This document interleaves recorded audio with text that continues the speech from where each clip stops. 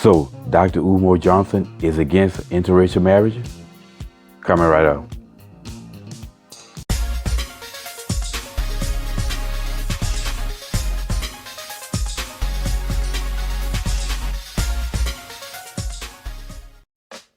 What's up, y'all? Welcome back to Common Sense Logical Reason. As always, I want to say thank y'all for joining me today. So, I'm pretty sure most of y'all are familiar with Dr. Umar Johnson. If you're watching the video, chances are you are. But if you're not, if you don't,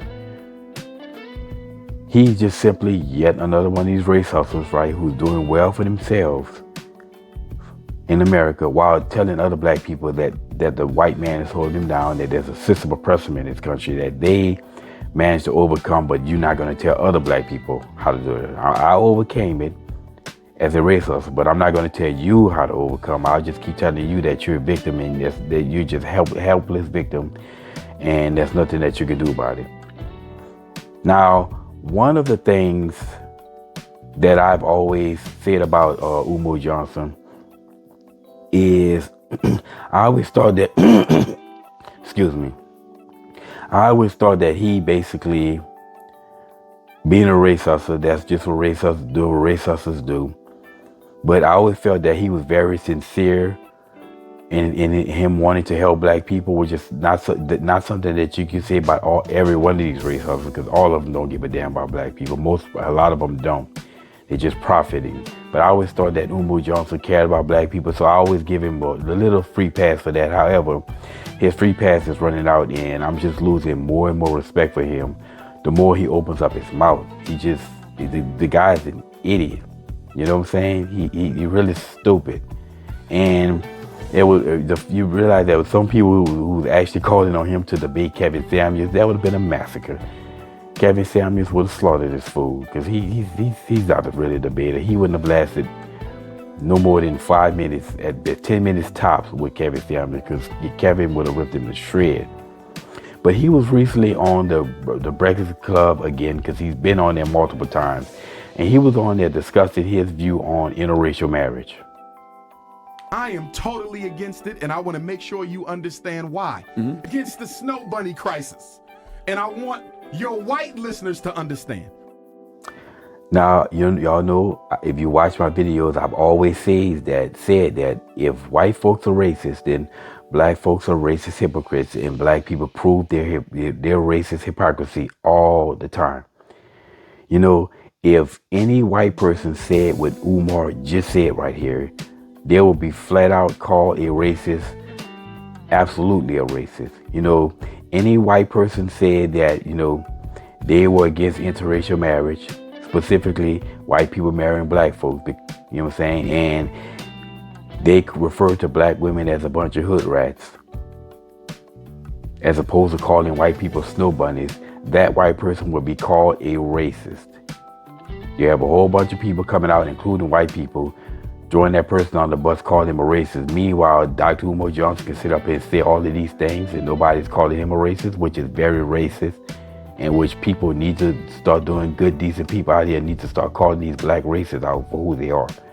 I mean, this is straight up hypocrisy, but what else? What do you expect from the left but hypocrisy? And yes, he is very much leftist. I don't care. I don't identify with the Democrats or the Republicans.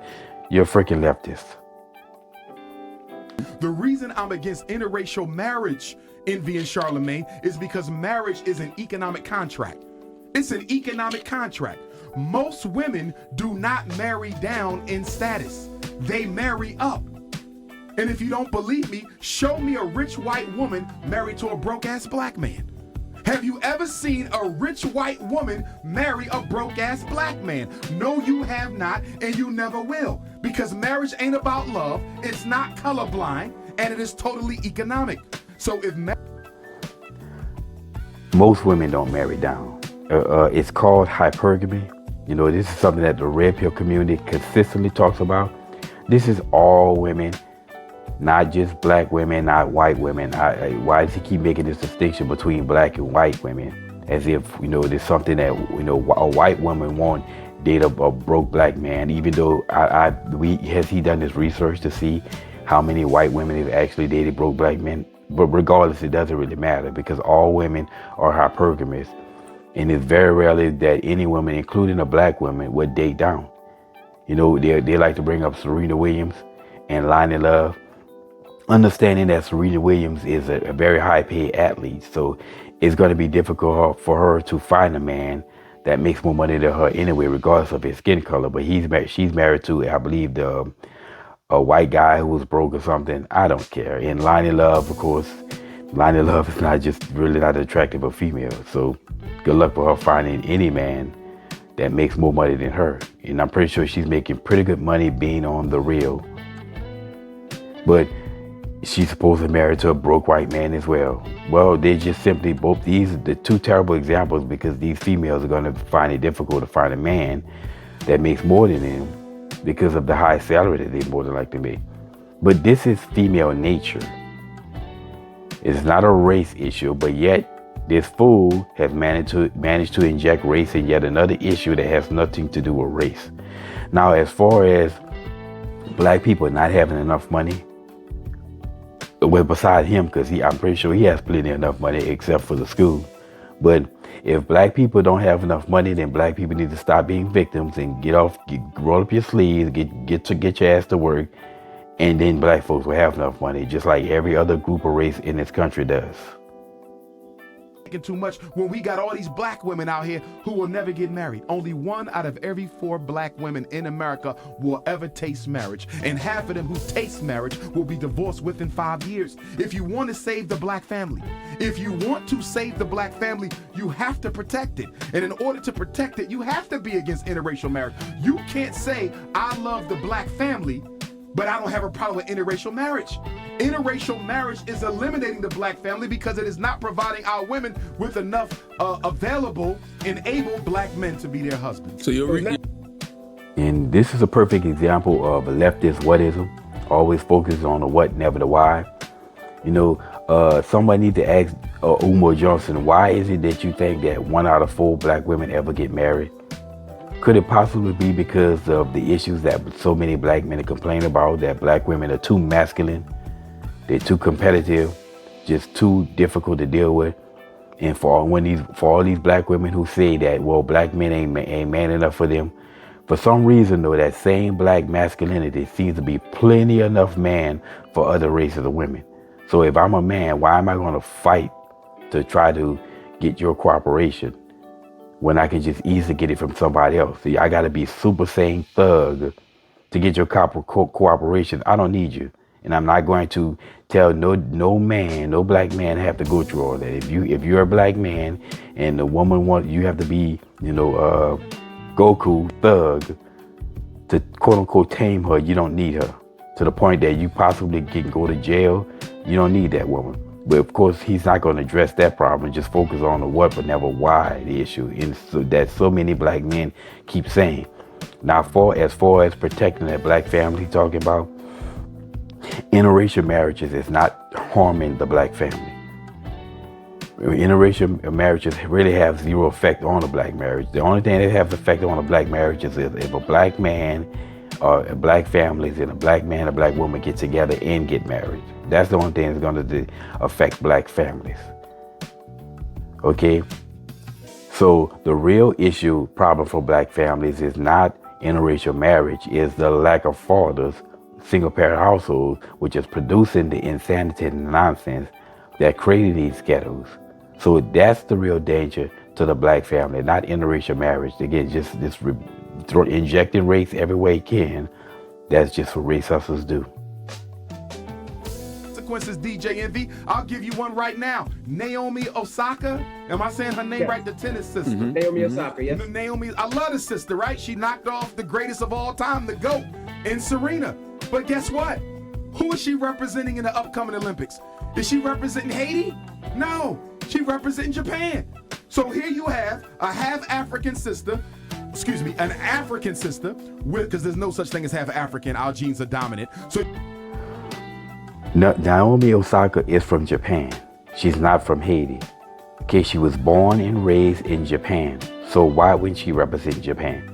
Somebody born and raised in the United States of America will represent the United States of America in the Olympics. Very rarely does that not happen. I mean, blacks represents countries all over the world that they were born and raised in. So that's a stupid point that he makes up. Now, as far as this, black DNA dominates every other DNA, that's, by the way, being very racist. That is very a racist statement. But if you look at the picture of her with her family, her mother, father, and her sister, doesn't look like the black DNA is dominating here. Yeah, I mean, they look more, as far as face-wise, I would say they look more like their mother than their father. And if you look at them, you can clearly tell that they're biracial. And she may be able to get away with, if she was in, say, a crowd of black people and just mingling with black folks, she may be able to get away with just being quote-unquote black. But her sister is clear that she's biracial and that she has some Oriental features in her. So, or perhaps maybe even Polynesian. But then Polynesian is a combination of Japanese anyway. But clearly that the father's DNA did not dominate here. And really, black DNA don't dominate nowhere. It doesn't matter who they are, If a black person and a white person has a child, that child's going to be somewhere in the middle. There's no black DNA domination. The difference is that I always say that the scope of what's considered black is just so broad, from the darkest of black to the lightest of black. What's considered white is so narrow. And that's why they make this claim of black DNA domination. But if there was really truly black DNA domination, there would be no light-skinned people at all. So you got an African sister with a Japanese mother, and instead of going back home to your father's blood, Haiti, to represent the Africans in Haiti, you're instead going to represent the Japanese who've never done anything for black folks and are part of the Trilateral Commission with the American white power structure. But who taught her to play tennis? Did her Japanese mother teach her to play tennis, or did her black Haitian father teach her to play tennis? Her black Haitian father taught her to play tennis. It's the African DNA. It's the African ancestors in that girl that's responsible for her tennis success. But instead of representing us, she's going to go represent the Japanese. Well, this is what you got to deal with when you make mixed race African children. The point that I'm making is if she represented Haiti in the Olympics, here's what I'm saying, Charlamagne. You can't take a small, soft act of activism and try to use that to replace a major significant act of activism. You understand? Making one or two news bites during the context of a press conference is not the same as representing the Republic of Haiti on the international stage. How is her representing Haiti, winning the tournament, representing Haiti, going to help Haiti? It's not. This is the stupid nonsense that you consistently hear from racisters like him. That she needs to represent Haiti. Like I say, she was born and raised in Africa. She's not born and raised in Haiti. She represents what she's born and raised in. And she's not the only black athlete, a black person from Japan that's Asian or half black and half Japanese that represents basically Japan. That's just stupid. But her representing Haiti is not going to do anything for Haiti. That's insanity. The only thing that's going to help Haiti is the people in Haiti. They got to help themselves. And I find it so amazing. It's always the white man did something. The white man, the white man, the white man. Never the black man. Haiti is not being held back because no damn black man. White man. They got to get themselves together, because you look at the Dominican Republic, it's not in the worst shape. This is the people in Haiti.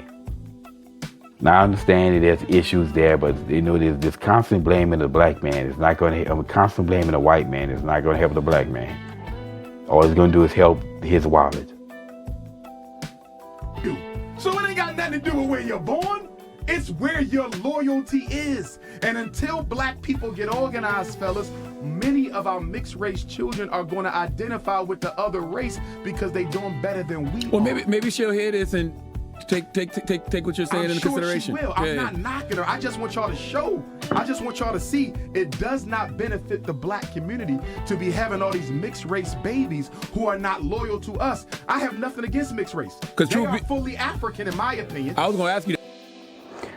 Black folks are organizing in America, right? You look at black people from other countries, or they're very much organized in America. They come to this country and take advantage of everything that black people, these foundational black Americans, refuse to do so. So it's not that black people need to organize, it's that foundational black Americans need to stop being idiots. Now, to show you how stupid this dude is, his stupidity, let's look at his statements. He doesn't support mixed kids because mixed kids are not a benefit for black people. They aren't for us. He has nothing against them. They are fully black. I'm like, that's the right there. It's just, I mean, what a dumbass. Those statements are just complete contradiction. And this is, there's that old saying, it's truly better to remain silent than to be thought of as a fool. Well, perhaps maybe Umar Johnson needs to read that. And this is why I'm just losing respect for him every time he opens his mouth, because we see him for he truly are. He's not an intelligent man. Just because you have a doctorate doesn't mean anything. He's not very a smart guy. And I just don't get how black folks continue to follow this fool.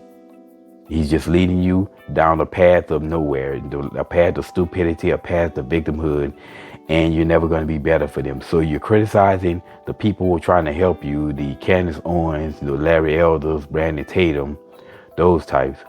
But you're going to big up these idiots that's keeping you as victims.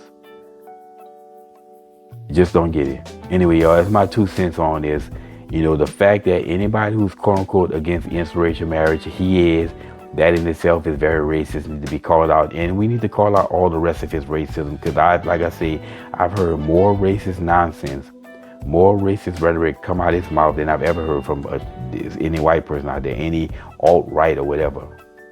But anyway, y'all, as always, until next time.